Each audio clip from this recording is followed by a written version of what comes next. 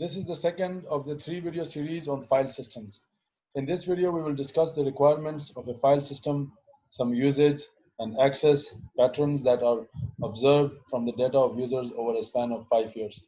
Because designing a file system requires that you should accommodate users in how they want to access and control their files. Then the video talks about different data allocation methods that are employed by different file systems, such as file allocation table, FAT, NTFS, and ext3 used by Linux. Now we start talking about building a file system. So what is a file system? Well, it's a layer of operating system that transform blocks into files and directories, okay? So blocks are not something you deal with as a user. You don't think about a block, you think about files and directories, right? So some components of the file system are things like, what's the disk management? This is the component that is responsible for collecting disk blocks into files. Naming of files, how are blocks put into files so that the user only has an interface to files by name rather than by blocks. When you find a file, you usually find something like user/home/some file. You don't search by block, right? And then how is our data kept secure? And how is our data kept reliable and durable? Keeping of files durable despite crashes, media failures, virus attacks, etc. These are important questions to address while developing a file system, right? Then there is also the user versus a system view of a file.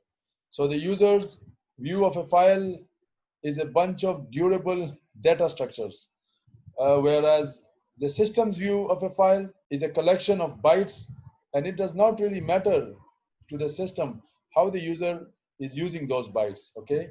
The system thinks of it as a collection of bytes. And then we also have the system's view inside the operating system, which is the collection of blocks.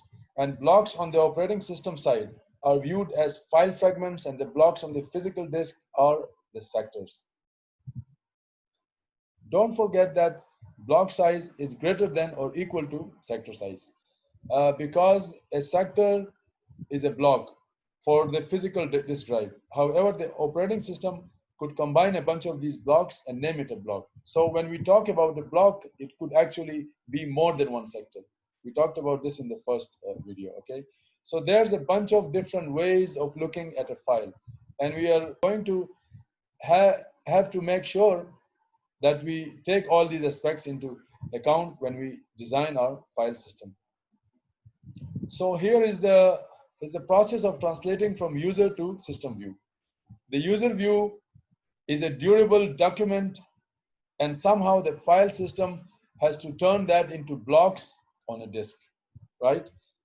And what do you think will happen if the user requests for certain bytes, let's say 5 to 15? What is the file system going to do? Fetch those blocks off the disk into memory, extract these bytes, and then hand them back to the user, okay? And what does that mean? Well, that means there's got to be some sort of buffering inside the file system. And more interesting is the case of write. For example, if I say write certain bytes into a file, in that case, we have to load the blocks off the disk, then fill in the required bytes, and finally write the whole block back to the disk. Because the only interface we have to a disk is a block interface. There's a lot of caching inside the file system. And there's quite a possibility that you write your data into the file and it's not yet on the disk before the system crashes, okay? So that's something to worry about. Everything inside the file system is in whole size blocks. So for instance, getC and putC basically might buffer up 4096 bytes or 4 kilobytes before writing it out, because disk drives have a block interface and not a byte interface. From now on, a file for us is basically a collection of blocks that we are going to somehow organize into a file structure, okay? Let us discuss very briefly some access patterns that have been observed over years of analysis. How does the user access files?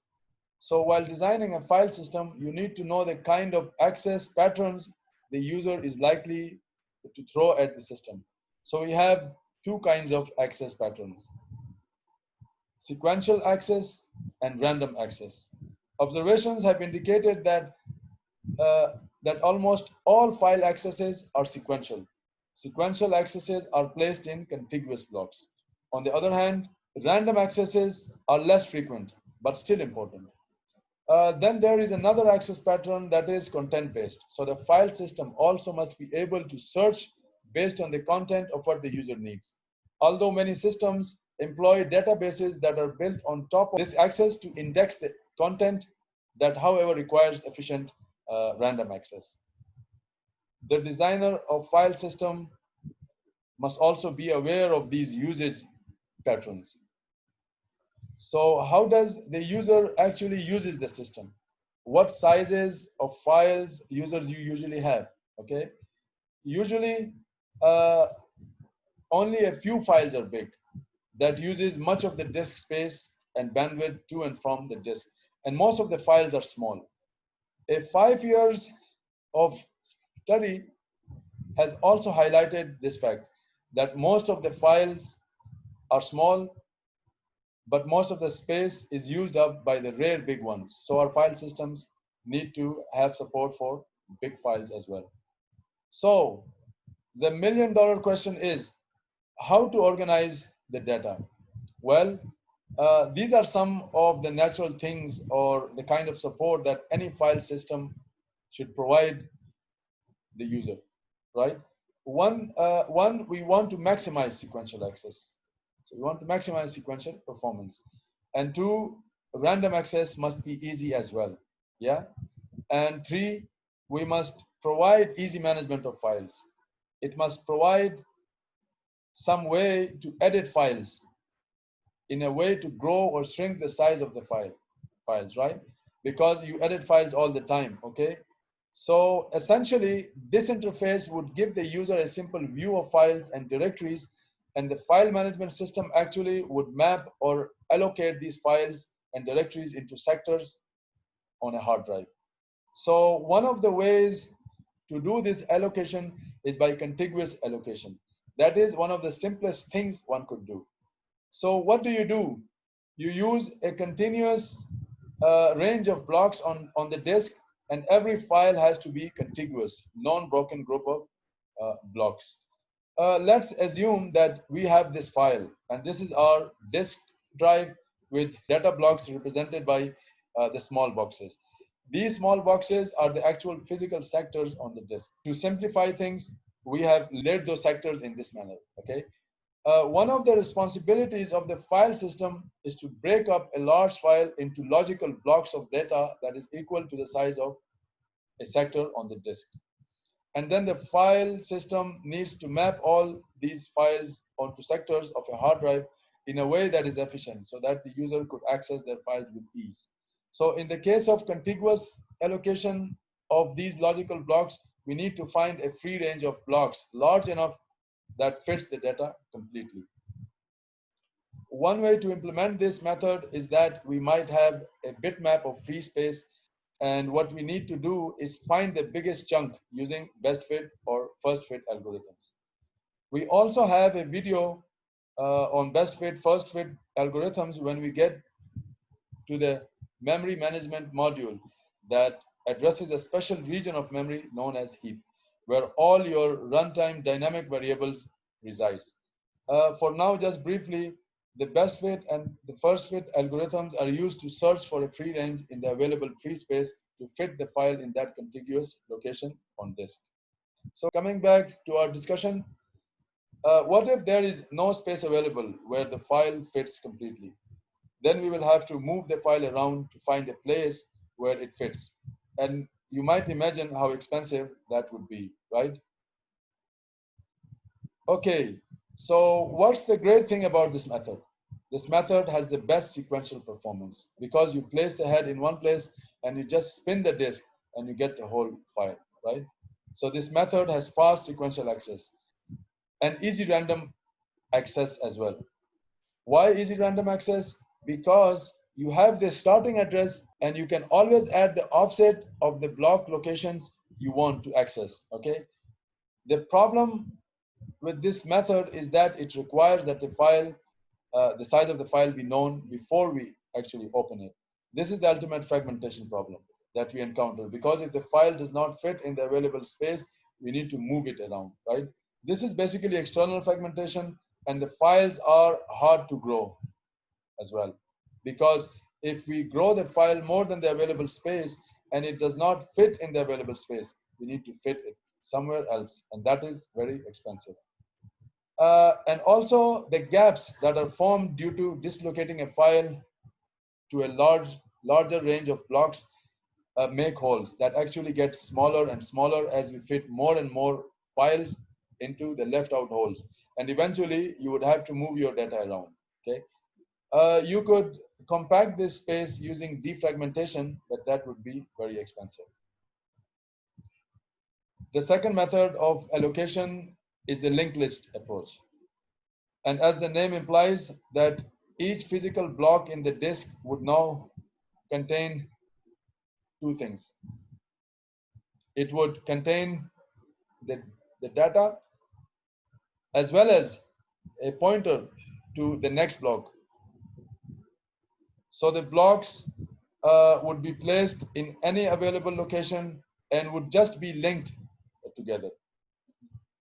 The only thing is that now we only need the address or index of the first block or the start block, which would essentially guide us to all the other blocks.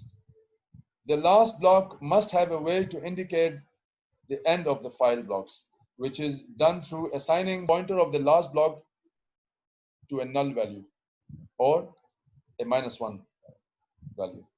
This concept is what is called linked list based block allocation. The user would now be able to go to the exact location by just following these links. Benefits of this method is that there would be no external fragmentation, as you can place your data anywhere you want, and it also does not have any problem with the file growth, as was the case in the contiguous allocation method. The downside, however, is that in addition to the pointer overhead, it also requires large seek time. Or in other words, this method has bad response to sequential access, because you would have to traverse all the links until you reach the point or the blocks that you require.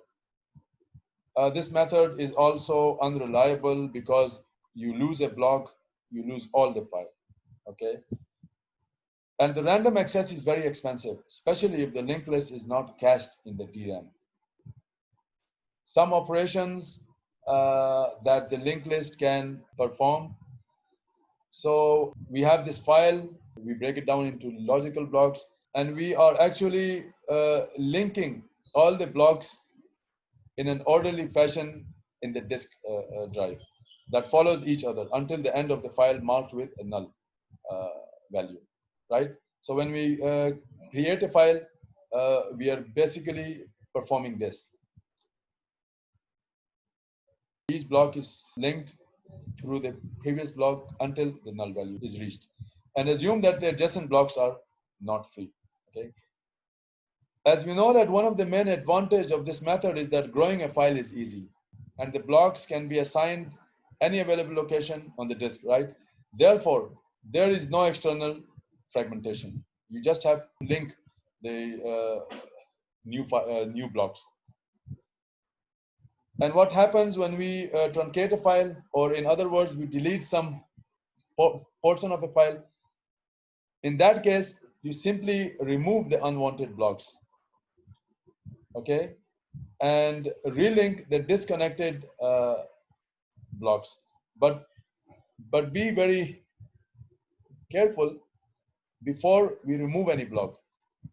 Make sure you link the desired blocks first, okay? Then poof, and remove all the blocks, okay? In fact, do you think we really need to remove anything at all? Well, no, because they are not linked and are considered free space. And the file system actually provides all these operations on the files. We talked about contiguous allocation and linked list allocation, and we know what are their advantages and disadvantages. Now we talk about index allocation, which is similar to a book that has the first few pages of it reserved for the index into the rest of the pages. The book here is the disk blocks, and the content pages are special blocks that has all the indexes of the file pieces. Okay. We store the logical blocks in physical blocks on disk based on the availability. So just recall that the aim is to efficiently lay out the data so that it can be fetched easily for read-write operations, which are the main functions of any file system. The file basically resides in the directory, and the system gives it an index block, which provides index to the blocks or fragments of a file. The user is also required to declare the maximum size of the file. What are the advantages of this method? Similar to the linked list method, the index-based technique has no external fragmentation because the blocks can be allocated to any available location, and the response to file growth or file shrinking is improved. As in the case of file growth, truncate, search, in the linked list case, it does not have to traverse all the links until the end to append or remove any blocks, because all of these operations is dependent on random access that is improved in the index-based allocation method. Now we can jump directly towards the location based on the index of the required blocks. The obvious disadvantage of this method is the expensive overhead of intensive use of pointers to point towards the blocks of the files. And if the file is larger than what a single block can hold, then we need multi-level index for big files. If you recall that most of the disk space is eaten up by rare big files, this is because if the file is big enough that one block could not hold all the indexes of the file, we would require multiple blocks to keep track of this file. And the searching could also become quite complex. As a real example of this is the Unix operating system that uses an inode number that is based on multi-index structure to support large files.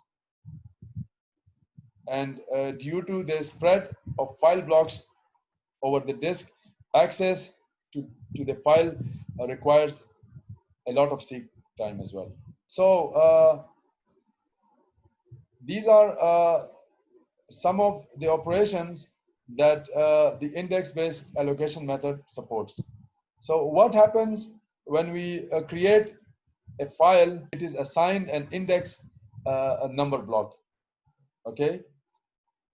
The file is actually residing in the directory, and it is assigned an index block number, which identifies the special block in the disk drive that has information into all the indexes of the blocks of the sysproc. Okay. And any free space on disk can be allocated to the blocks of the data. And what happens if the user increases the size of the file? The user grows the file. Simply, the new blocks are allocated any available space, and the entries of their indexes are updated in the index block, which is the special block assigned to the sysproc at the time of creating the file. So you can see that there is no external fragmentation. And what happens when we truncate a file, or in other words, delete some portion of a file? Well, in that case, you simply need to update the index block. You simply remove the indexes to the unwanted blocks and replace it with -1. Okay. What if we create a new file that is named assembly? The same process is going to repeat. The file is assigned an index number. that has all the index information to this file. So, what is this special block? Well, this special block looks something like this. It keeps the record of all the blocks of the file, and the empty spaces are assigned -1 that may be used in any file growth operation. Recall that the large overhead of having to keep all the record of information of indexes, which was the main drawback of this method. One of the other problem with this method is that if the file size grows to a level that the space of one block cannot hold the information of the whole file, in which case we need a multi-index approach using multiple blocks, which brings in the concept of an inode.